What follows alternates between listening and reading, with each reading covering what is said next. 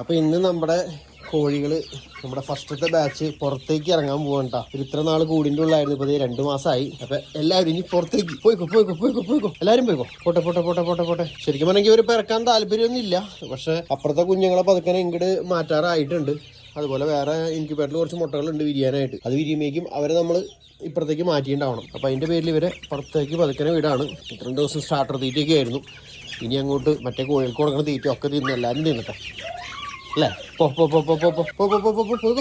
പോണ്ടാന്നോ എനിക്ക് എല്ലാവരും പോ. ഇത് കൊടുക്കാനുള്ള കോഴികളൊന്നും അല്ല കേട്ടോ. ഞാൻ പല വീഡിയോ ഇടുമ്പോൾ കുറേ പേര് കൊടുക്കണ്ടോ എന്താ വില എന്നൊക്കെ ചോദിക്കാറുണ്ട്.